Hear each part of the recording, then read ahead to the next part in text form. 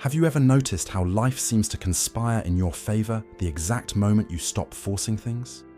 When you finally let go of control, when you abandon that desperate need for everything to turn out perfect, something extraordinary happens. It's not coincidence, it's liberation. Friedrich Nietzsche, the philosopher who demolished the foundations of Western morality, discovered a disturbing truth. Our greatest weakness isn't in being rejected by the world, but in living obsessed with its approval. While you waste energy trying to control every outcome, every opinion, every reaction, you're squandering the only force that truly matters, your own. Nietzsche realized that humanity had become enslaved by an illusion, the belief that happiness comes from outside, from perfect circumstances, from people who validate us. But the truth is brutal and liberating. When you stop worrying about what you can't control, you discover a power that was always within you, waiting to be unleashed. Since you were born, you've been programmed to worry. Worry about grades, about your career, about what people will think, about the future, about the past. Modern society has turned worry into virtue, as if anxiety were synonymous with responsibility. Nietzsche saw this as a collective disease, an addiction that keeps us small and controllable. Think about it.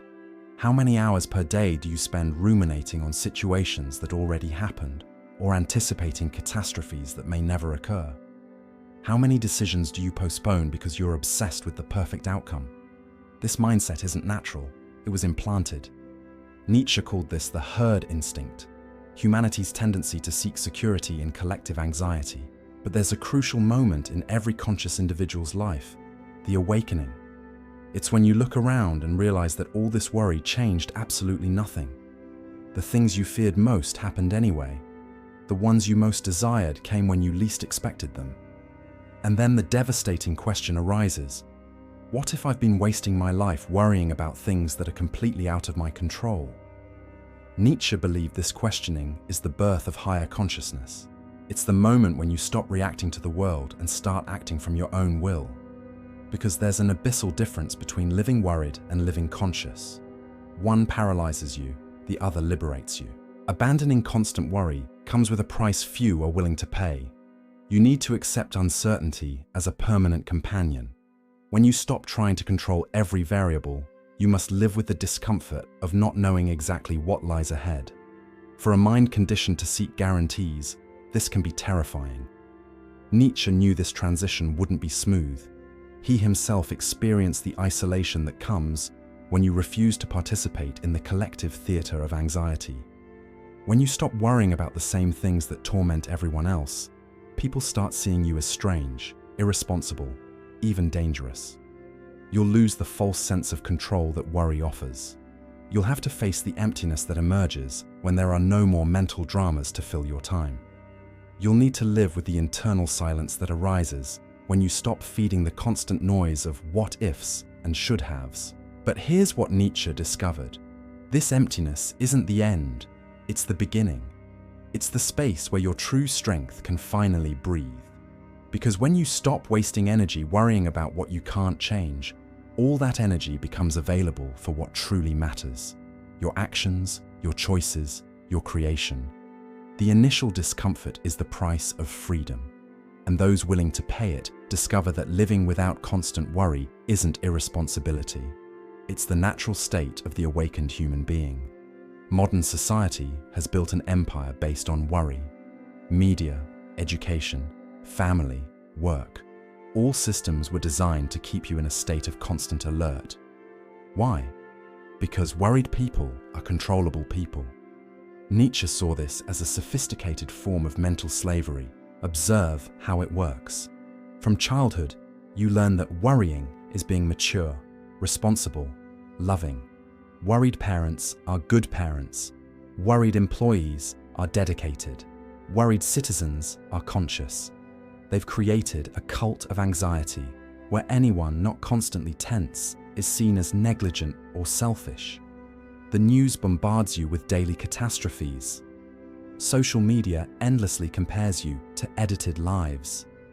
Work demands you anticipate problems that may never exist. Every institution, has an interest in keeping you mentally agitated, because that way you consume more, obey more, question less. Nietzsche called this slave morality, a value system that glorifies weakness disguised as virtue. They teach you that suffering by anticipation is noble, that carrying the weight of the world on your shoulders makes you special. But the truth is, it just makes you tired and ineffective. The alternative. Becoming what Nietzsche called a free spirit. Someone who questions these imposed values and creates their own rules. Instead of worrying about 1,000 possibilities, focus on the only reality you can influence, the present moment. Instead of anticipating problems, develop the ability to respond when they actually appear. This isn't irresponsibility, it's radical efficiency. It's the difference between living by reacting to imaginary fears or acting based on your own wisdom. When you understand this, you realize that worry isn't protection, it's voluntary imprisonment. At the heart of Nietzschean philosophy exists a revolutionary concept, the will to power. But don't be confused. It's not power over others, it's mastery over your own mind. It's the ability to direct your vital energy toward what truly matters, instead of wasting it on sterile worries. The will to power emerges when you understand a fundamental distinction. There's a difference between caring and worrying. Caring means acting with purpose, taking care of what's within your reach, investing energy in real solutions. Worrying means anxiously ruminating over imaginary scenarios, spending mental strength on hypothetical problems, living in the future instead of the present. Nietzsche realized that most people confuse these two things. They believe worry is a sign of love, responsibility, intelligence, but observe in practice. Worry paralyzes, while genuine care motivates action. Worry drains energy, true interest amplifies it. When you develop your will to power, something extraordinary happens.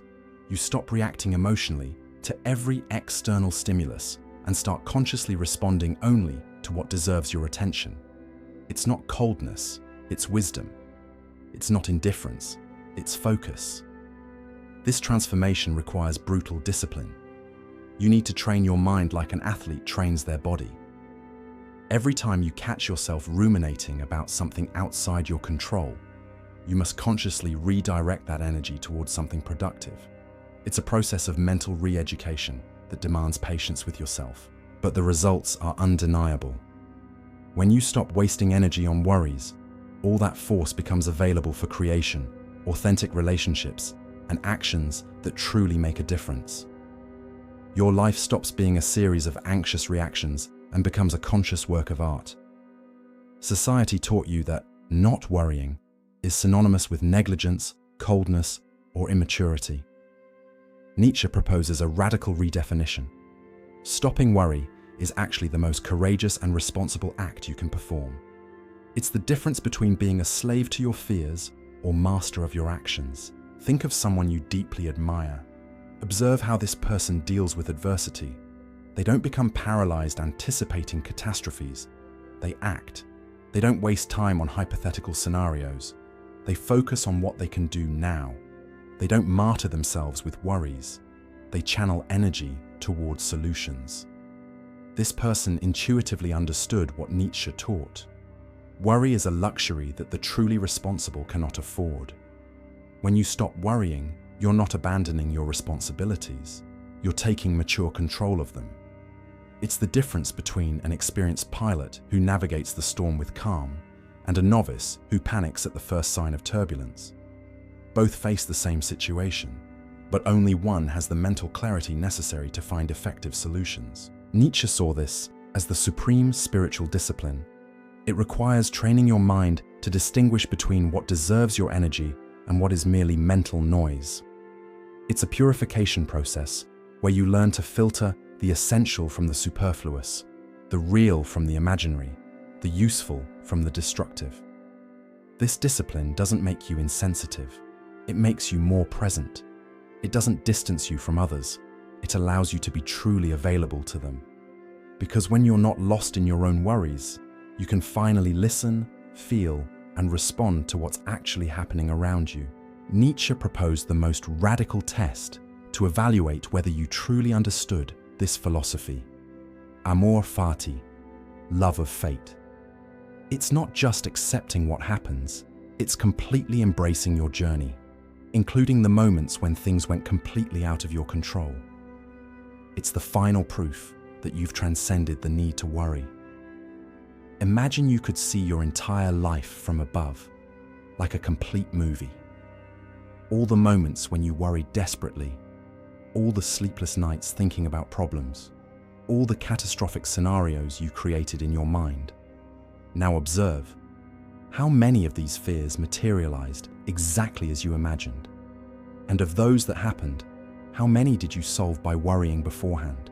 The answer is devastatingly simple: 0. Your worries never changed a single outcome. They only stole your peace in the present. Nietzsche knew that when you understand this viscerally, not intellectually, something breaks inside you. The illusion of control crumbles, and in its place, something much more powerful emerges: active acceptance. Amor fati isn't passive resignation. It's the ability to say yes to life exactly as it is, including its unpredictability, its losses, its surprises. It's recognizing that your happiness never depended on managing to control circumstances, but on how you choose to respond to them. When you reach this level of understanding, worry becomes impossible. Not because you don't care, but because you understood that truly caring means being totally present for what's happening now, not lost in anxious fantasies about what might happen next. This is the state Nietzsche called beyond good and evil, beyond the need to judge every moment as good or bad, right or wrong. It's simply living.